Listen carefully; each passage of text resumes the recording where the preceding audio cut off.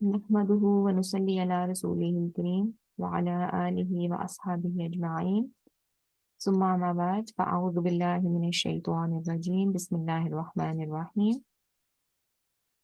رب اشرح لي صدري ويسر لي أمري واحلل عقدة من لساني يفقهوا قولي السلام علیکم ورحمۃ اللہ وبرکاتہ۔ الحمدللہ سے آج جو سلسلہ ہم نے سٹارٹ کیا تھا رمضان میں، جس میں ہم نے آخری جو سپارہ ہے اس کی آخری 20 صورتیں یا 22 صورتیں آپ کہہ لیں، تو ان کو ہم نے بامحاورہ اردو ترجمے کے ساتھ پڑھنے کا جو ایک سلسلہ شروع کیا تھا، اس حوالے سے آج ہمارا لاسٹ سیشن ہے۔ آج جو 3 صورتیں رہ گئی تھیں، سورہ اخلاص، سورہ فلق اور سورہ ناز، وہ ہم آج پڑھیں گے انشاءاللہ۔ تو سب سے پہلے سٹارٹ کرتے ہیں سورہ اخلاص۔ بسم اللہ الرحمن الرحیم۔ قل هو اللہ احد، کہہ دو کہ وہ اللہ ایک ہے۔ اس کا تھوڑا سا بیک گراؤنڈ سمجھ لیتے ہیں کہ یہ کب نازل ہوئی تھی سورت۔ بعض جو کافر تھے نا، انہوں نے نبی صلی اللہ علیہ وسلم سے سوال کیا کہ آپ جس خدا کی عبادت کرتے ہیں وہ کیسا ہے، اس کا حسب نسب کیا ہے، اس کا ہمیں تعارف تو کروائیں۔ تو اس کے جواب میں یہ سورت نازل ہوئی تھی۔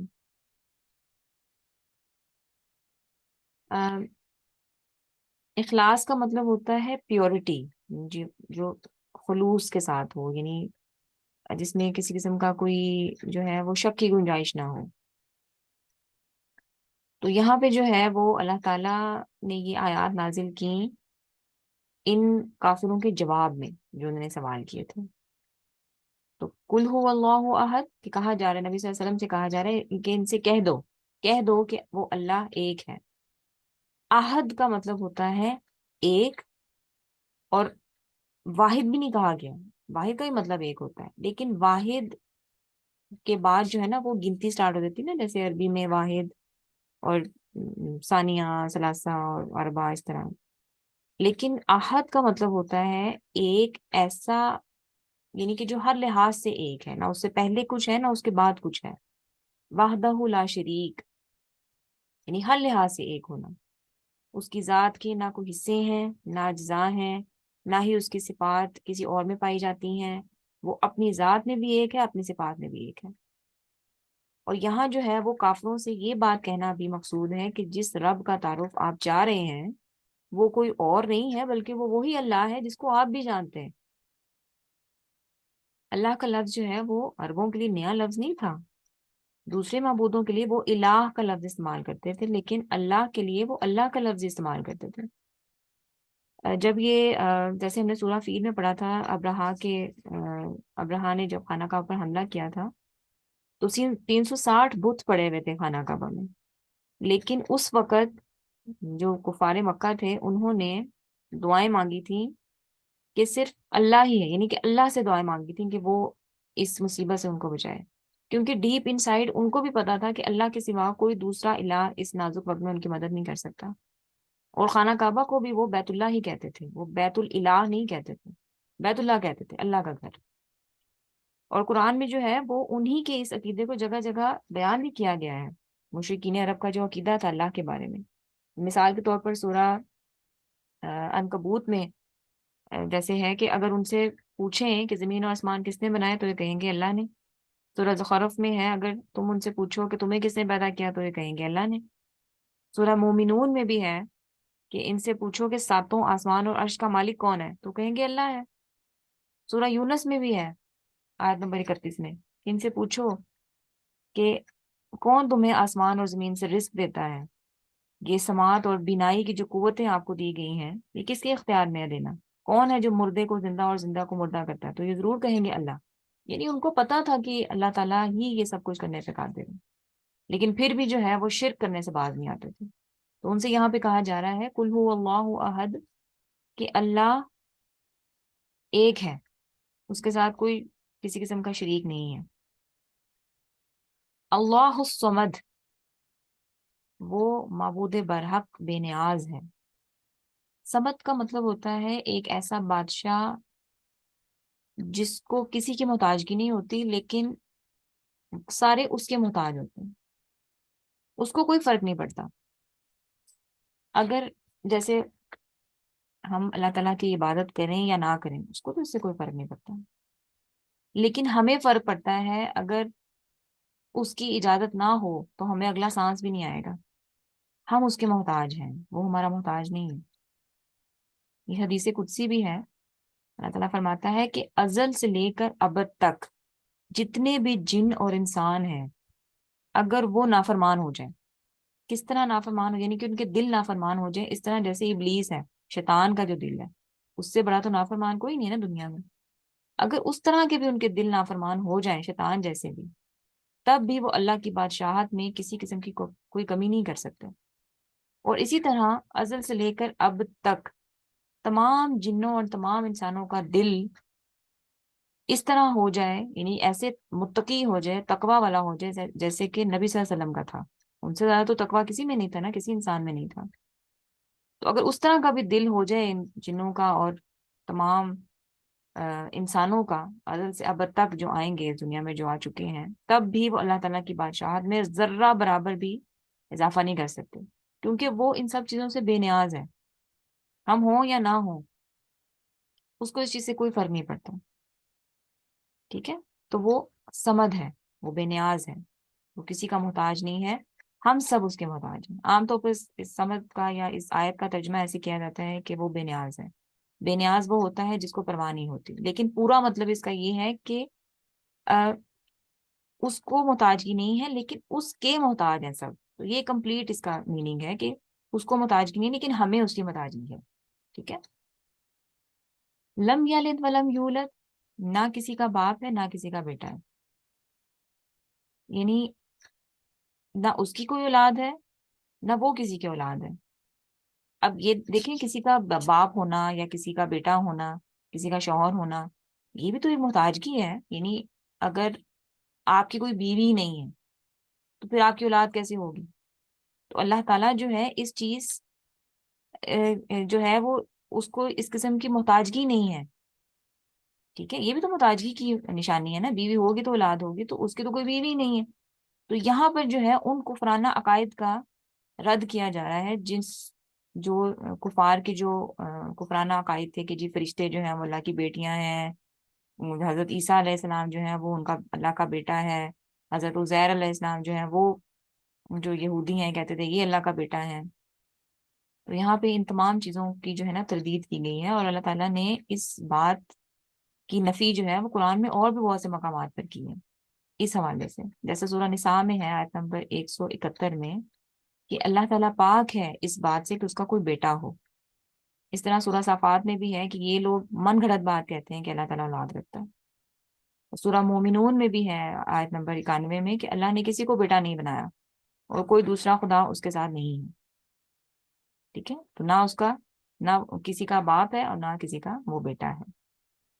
اور یہاں پہ ایک اور بات بھی دیکھیں قابل غور ہے کہ اگرچہ یہ لوگ جو ہیں اللہ تعالیٰ کے ساتھ اولاد منسوب کرتے تھے، لیکن اتنی جرت پھر بھی کسی کی نہیں ہوئی کہ معاذ اللہ ثم معاذ اللہ کسی کو اللہ کا باپ قرار دیں. ٹھیک ہے؟ تو یہ ان کو بھی پتا تھا. لیکن بات پھر وہی ہے کہ ہدایت نہ ملنا یہ بھی اللہ کی طرف سے ہی ہے کہ کسی کو ہدایت ملتی ہے کسی کو نہیں ملتی.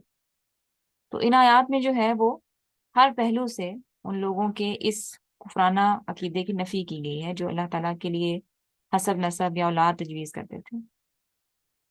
اس کے علاوہ اور بھی بہت ساری آیات ہیں قرآن مجید میں جو اس صورت کی بڑی بہترین تفسیر کرتی ہیں، لیکن میں نے جو صرف 2-3 جو ہے نا وہ کوٹ کی ہیں یہاں پر سمجھانے کے لیے. ٹھیک ہے؟